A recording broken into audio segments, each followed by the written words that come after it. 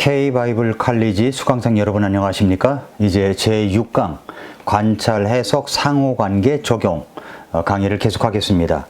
성경을 효과적으로 읽는 방법 가운데 10가지 중 이제 두 번째입니다. 첫 번째는 탐구하는 자세로 읽으라 라고 했고요. 두 번째는 반복해서 읽으랍니다.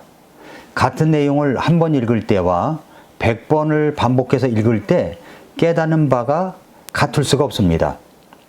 손흥민 선수의 아버지 손웅정 씨가 지은 책 모든 것은 기본에서 시작된다가 있고 또 나는 읽고 쓰고 버린다라는 책이 있습니다. 그분은 상당한 독서력이 있는 분입니다. 그런데 책을 사서 읽으면 깨달은 것을 쓰고 버린다고 하는데 이분 나름대로 어떤 걸 하고 있는 거지만 이분이 제독의 효과를 잘 모르고 있는 것 같다는 생각이 듭니다. 제독의 중요성을 안다면 버리지 않습니다.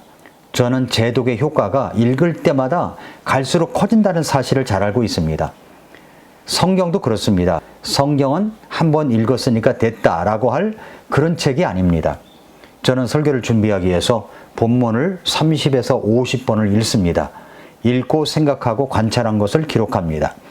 그래서 지난 주일날 설교를 할 때에도 갈라디아서 4장 이제 8절부터 20절까지 말씀을 페이퍼에 A4 용지에다가 하나, 둘, 세 개를 붙여가지고 기록한 것을 갖고 있습니다. 여기 잠깐 보여드리면 이런데 짧게 보여드리겠습니다. 자, 이렇게 성경을 본문을 30에서 50번을 읽습니다. 자, 그리고 읽고 생각한 것을 관찰하는 거죠. 그걸 기록하고 어떻게 읽느냐? 책 전체를 한 자리에서 다 읽으라는 겁니다. 예를 들자면 레이기나 이사야나 예레미야나 에스겔을 읽다 보면 내가 과연 이 책을 다 읽었을까라고 생각할지도 모릅니다. 그런데 여러분 이것을 아십니까? 성경의 각 권의 책 중에 길다고 하는 책도 신문의 5분의 1 분량 정도밖에 되지 않는다는 사실을 알고 계십니까? 소설보다 길지도 않습니다. 그러니까 한 번에 앉은 자리에서 책 전체를 읽을 줄 알아야 됩니다. 마태복음을 읽기 시작했다고 합시다. 그러면 앉은 자리에서 28장을 다 읽어보십시오. 어떤 흐름인지 맥이 들어오게 된다는 겁니다. 또 하나는 책의 첫머리부터 시작하십시오. 성경을 읽을 때 처음부터 읽으라는 말입니다. 저는 권한다면 킹제임스 흠정역 성경을 펴보면 각 책의 1장 1절의 그 위에 박스를 해놓은 그 책의 개론 부분이 있습니다. 그것을 먼저 읽고 성경을 읽으라고 여러분들에게 권합니다. 그날의 성경 말씀을 뽑는다고 성경을 덮었다가 쫙 필 때 눈에 띄는 구절이 오늘의 나의 말씀이다라고 하는 사람이 있었답니다. 그래서 어느 날 그런 마음으로 성경을 이렇게 해서 쫙 폈더니 눈에 띄는 구절이 마태복음 27장 5절이었답니다. 유다가 그 은들을 성전에 내던지고 떠나가서 스스로 목을 매니라 그랬잖아요. 깜짝 놀래가지고 다시 덮었다가 쫙 펴서 그 다음 구절을 읽는데 그것이 누가복음 10장 37절이었다는 겁니다. 예수님께서 그에게 이르시되 가서 너도 그와 같이 하라. 더 놀라가지고 다시 덮고 3세번이다 하면서 다시 이렇게 덮었다가 쫙 폈더니 이런 말씀이 눈에 들어왔습니다. 요한복음 13장 여기 27절에서 네가 하는 일을 속히 하라. 이런 식으로 성경을 읽는 분은 없겠지만 이런 식으로 읽어서는 안 됩니다. 흠정역 성경의 개론을 꼭 읽으시고 1장 1절부터 읽기 시작하십시오. 그 다음에 다른 번역본 영어 성경을 한번 참고하라는 겁니다. 영어를 하실 수 있는 분은 영어를 할 줄 아는 분은 영어 킹제임스 성경과 비교해 보십시오. 개역 성경과 비교하면 킹제임스 성경이 얼마나 우수하게 번역이 되었는지를 알 수 있습니다. 킹제임스 성경엔 빠진 구절이 없이 다 들어있는데 개역 성경은 열세 구절을 완전히 삭제시켰습니다. 군데군데 빠져서 구절을 없애놓은 성경과 없음이 없고 다 온전하게 들어있는 성경. 여러분 우리가 어떤 성경을 읽어야 하며 우리 자녀들에게 읽게 해야 하겠습니까? 여러분 개역 성경을 한번 봐보세요. 개역 성경에서 빠진 삭제된 구절이 있습니다. 열세 구절이 있죠? 마태복음 17장 21절 그럼에도 불구하고 이런 종류는 기도와 금식을 통하지 않고서는 나가지 아니하느니라 하시니라가 있는데 개역성경에는 없다고 되어 있습니다. 또 우리가 뭐 여러 가지 쪽이 있습니다만 사도행전 8장 37절 정말 중요한 말씀이거든요. 그런데 빌립이 이르되 만일 그대가 마음을 다하여 믿으면 받을 수 있느니라 하니 그가 응답하여 이르되 예수 그리스도께서 하나님의 아들이심을 내가 믿노라 하니라. 이 구절이 개역성경에는 빠져 있습니다. 왜 빠져 있을까요? 생각해 보셨습니까? 우리 하나님의 말씀에 하늘과 땅은 없어지겠으나 내 말들은 없어지지 아니하니라 라고 말씀을 했습니다. 그러므로 여러분 이렇게 비교해서 읽어보면은 이 킹제임스 흠정역 성경이 마제스트 에디션이 얼마나 좋은 성경인가를 우리가 알 수가 있습니다. 그 다음에는 이제 오디오 성경을 듣는 겁니다. 킹제임스 흠정역 버전으로 오디오 성경을 찾기가 어렵습니다. 유튜브 상에 있긴 있습니다만은 저는 우리 교회 성도님들이 창세기서부터 요한계시록까지 모두 낭독하여 이제 그것을 오디오 성경으로 들을 수 있도록 했으면 좋겠다 생각이 됩니다. 그래서 어디 차를 타고 갈 때나 뭐 갈라디아서를 반복해서 몇 번 듣는다든가 하면 좋고, 나이가 들수록 눈이 침침하여 잘 안 보이는 분들은 오디오 성경으로 들으면 좋을 것입니다. 들을 때 또 깨닫는 바가 있습니다. 저는 아침마다 맨발 걷기를 할 때 제가 설교할 본문을 반복해서 듣기도 합니다. 오디오로 들으면 반복의 효과가 있습니다. 그 다음에 이제 성경을 소리내어 읽으십시오. 성경을 내 목소리로 소리내어 읽는 겁니다. 그렇게 되면 집중이 돼가지고 눈에 들어오고 귀에 들어오는 단어들과 깨달음이 올 때가 있습니다. 신명기 6장 7절에 보면은 너는 그것들을 네 자녀들에게 부지런히 가르치며 네가 네 집에 앉을 때나 길을 걸을 때나 누울 때나 일어날 때나 그것들을 말할지니라. 소리내서 읽을 필요가 있죠. 그 다음에 계획을 세워서 읽으라는 겁니다. 우리가 성경 일독을 위해서 매일 12장씩 계획을 세워서 읽었듯이 그렇게 계획을 세워서 읽는 것입니다. 혼자 하는 것이 어렵다면 함께 어우러져서 해도 좋습니다. 성경 통독표를 사용해도 좋습니다. 그 다음에 어떻게 읽어야 되느냐? 인내하며 읽으라는 겁니다. 인내하며 읽으라. 좋은 일은 한순간에 생겨나지 않습니다. 인내는 어려운 것입니다. 인내는 어려운 거예요. 인내 설교를 하니까 어떤 분이 오 하나님 제게 인내를 주시옵소서, 지금 당장 주시옵소서. 인내하지 못한 기도죠. 지금은 기다려주는 사회가 아닙니다. 그래서 더더욱 인내가 필요합니다. 오랫동안 여러분 버티어서 읽으십시오. 본문에 대해서 인내하고 자신에 대해서 인내하십시오. 성경 중 한 권을 택하여 한 달 내내 씨름해 보십시오. 망원 렌즈를 가지고 접근하십시오. 접근 방법을 바꾸어 나가십시오. 5분 안에 깨달음이 오는 경우는 거의 없습니다. 인내하며 성경을 읽어야 됩니다. 성경 한 권을 택해가지고 오랫동안 씨름하며 읽는 것입니다. 성경의 말세론 성경 용어 바로 알기라는 주제로 시리즈로 유튜브 미라클 모닝 TV 채널에서 방송을 하고 있습니다. 그렇게 요한계시록을 강해하고 있는데 정말 유익하고 재미있고 공부가 엄청 됩니다. 그렇게 인내하며 읽는 것입니다. 네 번째는 분석적으로 읽으라고 그랬습니다.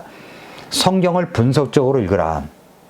성경 속에 감추어진 진리들을 드러내기 위한 갖가지 방법을 동원해서 읽는 겁니다. 예를 들자면 육하원칙이라는 것이 있죠. 언제 어디서 누가 무엇을 어떻게 왜 그러므로 그래서 뭐 이렇게 해서 이제 육하원칙을 사용해서 그 본문을 갖다가 그 언제 어디서 이걸 찾아내는 겁니다.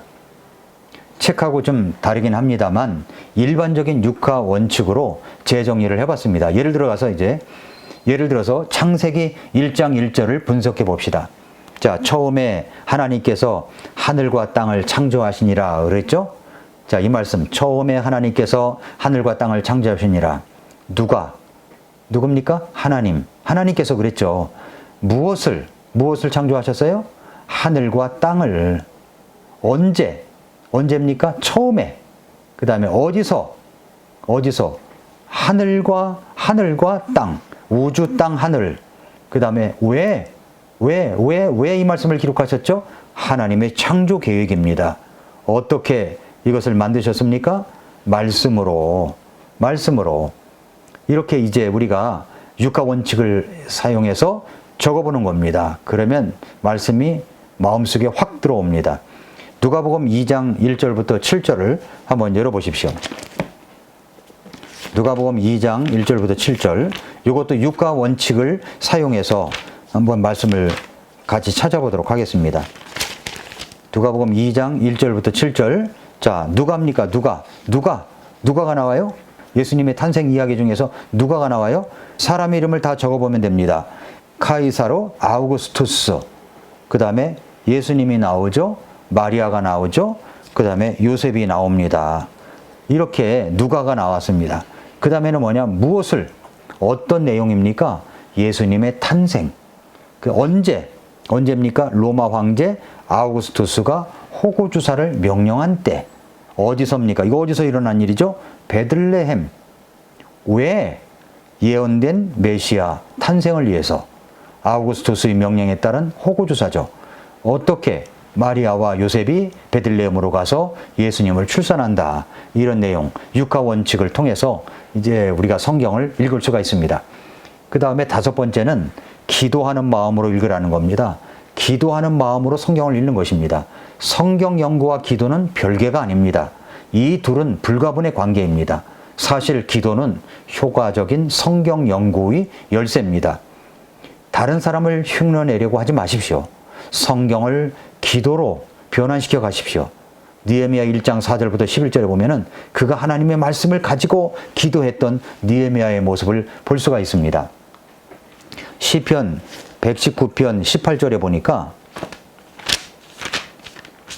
시편 119편 18절에 보면은 주께서 내 눈을 여사 주의 법에서 나오는 놀라운 것들을 내가 보게 하소서. 주님, 내 눈을 열어주세요. 그래서 하나님의 말씀을 통해서 나오는 놀라운 것들을 볼 수 있게 해주세요. 기도하는 거죠. 누가복음 24장 31절, 엠마오로 가던 두 제자가 예수님께서 성경을 풀어주실 때 어떻게 했습니까? 그들이 눈이 열려가지고 예수님을 알아봤다고 이야기합니다. 그분께서는 이제 예수님께서는 그들의 시야에서 사라졌지만 그들이 서로 말하기를 길에서 우리와 말씀하시고 우리에게 성경 기록들을 열어주실 때에 우리 마음이 우리 속에서 뜨겁지 아니하더냐 했습니다. 말씀의 뜨거움을 느끼게 됩니다. 저는 엠마오로 가던 두 제자 이야기 중에서 이 대목을 참 좋아합니다. 한 사람의 이름은 글로바, 한 사람의 이름은 나와 있지 않습니다. 그 이름 속에, 나와 있지 않은 이름 속에 저와 여러분의 이름을 넣어 보십시오. 눈이 열리니까 마음이 뜨거워지고 그들은 엠마오로 계속 내려간 것이 아니라 예루살렘으로 돌아갔다는 이야기입니다. 여섯 번째, 다양한 방법을 사용하며 읽으십시오. 본문을 자신의 말로 다시 써보는 겁니다. 내가 이해한 말로 그 구절을 다시 써보는 것도 좋습니다. 다른 말로 된 성경을 참고하십시오. 개역성경의 번역 중에는 잘못된 번역이 엄청 많습니다. 서점에 가면 볼 수 있는 유진 피터슨의 메시지는 성경이라고 할 수가 없습니다. 그것은 자기 말로 풀어놓은 것에 불과한데 잘못된 해석도 많습니다. 그 다음에 다른 사람이 읽는 것을 들어보십시오. 성경 읽는 환경을 바꿔보십시오. 이렇게 여러 가지 환경을 바꿔가면서 다양하게 성경을 읽는 겁니다. 묵상하며 읽으십시오. 성경을 묵상하며 읽는 거죠. 여호수아 1장 8절 말씀을 보시기 바랍니다. 너는 이 율법책을 네 입에서 떠나지 말게 하고 밤낮으로 그것을 묵상하여 그 안에 기록된 모든 것에 따라 지켜 행하라. 그러면 네가 네 길을 순탄하게 할 것이며 그러면 네가 크게 성공하리라 라고 말씀을 했습니다. 자, 이 말씀에서 이 말씀을 이제 나에게 주시는 말씀으로 이제 읽는 겁니다. 어떻게 읽습니까? 너는 알죠? 너는 내 자신입니다. 율법책을 이러면 적용해서 신구약 전서 성경입니다.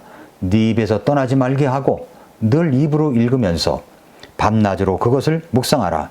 아침에 일어날 때 나에게 주신 말씀을 생각하고 또 생각하고 그 생각한 것 중에서 나에게 깨닫는 바를 글로 적어보는 것도 중요합니다. 그리고 그것을 생각하는 겁니다. 입으로 이야기하면서 묵상해 보는 겁니다. 그리고 주신 말씀대로 살아가는 것입니다. 그렇게 되면 어떤 일이 벌어집니까? 결과는 내가 하려고 하는 어떤 것, 어떤 길이 열리고 순탄하게 될 것이라고 말씀하셨습니다. 결국 성공적인 삶을 산다는 말씀입니다. 바로 이런 말씀입니다. 이것을 생각하고 묵상하고 기록해보고 또 실천 상황을 적어보고 그대로 사는 겁니다. 또 잠언 23장 7절 말씀에 보면은 그가 자기 마음속으로 생각하는 것처럼 그는 실제로도 그러하니 그가 네게 먹고 마시라 하고 말하지만 그의 마음은 너와 함께하지 아니하느니라. 말씀에 자기 마음속으로 생각하는 것처럼 실제로도 그러다는 거죠. 그 생각하는 것을 보면 그 사람을 알 수가 있는 겁니다. 또 시편 1편 1절과 2절 하나님을 따르지 않는 자들의 계획대로 걷지 아니하고 죄인들의 길에 서지 아니하며 조롱하는 자들의 자리에 앉지 아니하는 사람은 복이 있나니 그는 주의 율법을 하며 그분의 율법을 밤낮으로 묵상하는도다 라고 했습니다. 자, 이 말씀을 묵상하면은 걷지 아니하고 서지 아니하고 앉지 아니하는 사람은 복이 있다고 했습니다. 어디에요? 여기 말씀에 그랬잖아요. 하나님을 따르지 않는 들의 계획, 죄인들의 길, 조롱하는 자의 자리에 걷지 아니하고 서지 아니하고 앉지 아니하는 사람은 복이 있는데 그는 주의 율법을 기뻐하며 그분의 율법을 밤낮으로 묵상한다고 했습니다. 시편 119편 97절에 내가 주의 법을 얼마나 사랑하는지요. 그 법이 종일토록 내 묵상거리입니다 라고 시편 기자는 고백했습니다. 그래서 시편 19편을 열어보시고 시편 19편을 쭉 열어보시면 이 말씀에서 우리가 펼쳐서 읽으면서 우리가 깨달아야 될 것이 뭡니까? 묵상을 해보는 겁니다. 한번 여러분 시간 날 때 시편 19편을 펴서 읽어보면서 이 말씀이 나에게 주시는 말씀이 무엇인가 밑줄 긋고 형광펜 칠하고 메모하고 그렇게 해서 성경을 읽어보시기 바랍니다. 묵상하면서 읽는 방법이 있습니다. 그 다음에 이제 8번째가 뭐냐면 목적을 이해하며 읽으라는 거예요. 목적을 이해하며 성경을 읽는 것. 그럼 6가지가 있습니다. 문법적 구조를 통한 목적의 파악, 동사, 주어와 목적어, 수식어들, 장소나 방향을 나타내는 단어들, 그 접속사. 예를 들어서 요한복음 3장 16절을 예시로 한번 보겠습니다. 요한복음 3장 16절. 하나님께서 세상을 이처럼 사랑하사 자신의 독생자를 주셨으니 이것은 누구든지 그를 믿는 자는 멸망하지 아니하고 영존하는 생명을 얻게 하려 하심이라 그랬죠. 그러면 이 구절을 문법적 구조로 분석해 보겠습니다. 자, 문법적 구조를 통한 목적의 파악이라고 그랬죠. 전체 문장의 목적은 하나님의 사랑과 구원의 계획을 나타내는 것입니다. 동사가 뭐가 있나요? 사랑하사 주셨으니 얻게 하려 하심이라. 동사. 주어와 목적은 주어는 하나님, 목적어는 독생자. 수식어는 뭡니까? 이처럼. 하나님의 사랑의 크기를 나타내죠? 이처럼. 그를 믿는 자마다 구원의 대상을 말합니다. 그리고 장소나 방향을 나타내는 단어들. 어딥니까? 세상을 그랬죠? 하나님의 사랑을 향한 대상입니다. 그 다음에 접속사는 뭡니까? 이는 대시라는 구절인데 목적을 나타내는 접속사입니다. 믿는 자마다 멸망하지 않고 영생을 얻게 하려는 목적을 설명합니다. 그래서 이 구절에서 하나님의 목적은 뭐냐면 독생자를 주신 이유를 설명하는데 그것은 그를 믿는 자마다 멸망하지 않고 영생을 얻게 하려는 것입니다. 하나님이 세상을 이처럼 사랑하사, 주어는 하나님, 동사는 사랑하사, 목적어는 세상입니다. 여기서 이처럼은 하나님의 사랑의 정도를 나타내고 있습니다. 독생자를 주셨으니, 동사는 주셨으니, 목적어는 독생자입니다. 이는 그를 믿는 자마다 멸망하지 않고 영생을 얻게 하려 하심이라. 이는 목적을 나타내는 접속사고 목적은 믿는 자마다 멸망하지 않고 영생을 보는 것입니다. 이와 같은 방법으로 성경 구절을 문법적으로 분석하면 그 구절의 목적과 의미를 더 명확하게 이해할 수가 있습니다. 좀 더 깊은 방법입니다. 그 다음에 이제 문학적 구조를 통한 목적의 파악입니다. 이 말씀이 이제 전기적인 구조로 되어 있는 책이냐, 인물별 사건이 있죠. 예를 들어서 아브라함의 생애, 이삭의 생애, 야곱의 생애, 요셉의 생애, 모세의 생애 이렇게 있습니다. 지리적인 구조, 지도 활용을 하면 됩니다. 지리적 위치, 우리가 보는 성경, 흥정역 성경 맨 뒤쪽에 보면 지도 그리고 에스라 성경 사전을 볼 수가 있는데 여러분 우리 홈페이지, 교회 홈페이지 거기에 PDF 게시판에 다운받을 수 있는 링크를 다운받을 수 있는 링크를 연결해 놓을 테니까 교회 홈피 PDF 자료실에서 다운받아서 보시기 바랍니다. 그 다음에 역사적인 구조, 출애굽기 20장에 있는 십계명도 역사적인 구조로 분석해보면 도움이 됩니다. 연대기적 구조, 이스라엘 백성이 이집트에서 나와가지고 시내산에 도착한 후에 가나안까지 가는 여정, 그것도 지도를 보고 한번 살펴보면 되겠죠. 관념적 구조, 개념과 사고로 가득 차 있는 책이 뭡니까? 로마서죠, 로마서. 그래서 의미를 이해하긴 노력도 하면서 이 성경을 우리가 어떻게 읽는다고요? 목적을 이해하며 읽어야 됩니다. 자, 9번째, 내용을 소화하며 읽으십시오. 현대의 심리학은 우리가 기껏해야 들은 것은 10%를 기억한다고 말합니다. 듣고 본 것은 50%, 듣고 보고 직접 행해 본 것은 90%를 기억합니다. 그러니까 그 내용을 소화하며 읽어야 됩니다. 그 다음에 10번째, 망원경 시각을 가지고 읽으십시오. 망원경 시각으로 성경을 읽는다는 것은 부분을 전체의 조명하에 읽는 것입니다. 접속사를 찾아보고 문맥을 자세히 살피고 본문 말씀을 그 말씀이 들어있는 전체 내용에 비춰서 이해하고 또 책의 역사적인 맥락을 살펴보는 것입니다. 10가지라고 그랬는데 하나 더를 추가한다면 단락을 단위로 공부하라는 겁니다. 성경을 단락 단위로 공부하는 것은 각 단락이 전달하는 주요 메시지와 의미를 명확하게 이해하고 문맥을 고려하여 깊이 있게 묵상하는 데 도움이 됩니다. 여기에서는 요한복음 15장 1절부터 11절을 단락 단위로 분석하고 공부하는 예시를 제가 한번 제시하겠습니다. 자, 요한복음 15장 1절부터 4절을 열어보시기 바랍니다. 이 말씀에 보면은 나는 참 포도나무여 내 아버지는 농부시니 내 안에 있으면서 열매를 맺지 아니하는 모든 가지는 그분께서 제거하시고 열매를 맺는 모든 가지는 깨끗하게 하사 그것이 더 많은 열매를 맺게 하시느니라. 이제 너희는 내가 너희에게 일러준 말로 깨끗하게 되었으니 내 안에 거하라. 그러면 나도 너희 안에 거하리라. 가지가 포도나무 안에 거하지 아니하면 스스로 열매를 맺을 수 없는 것 같이 너희도 내 안에 거하지 아니하면 더 이상 열매를 맺을 수 없으리라 라고 했습니다. 자, 분석을 해볼까요? 주제가 뭡니까? 주제, 포도나무 비유를 통해서 예수님과 제자들과의 관계, 믿는 자들과의 관계를 설명하는 겁니다. 주요 메시지는 뭐죠? 예수님 안에 거하는 것이 열매 맺는 삶의 필수 조건이다. 그 말을 이야기하고 있고, 구조는 어떻게 됩니까?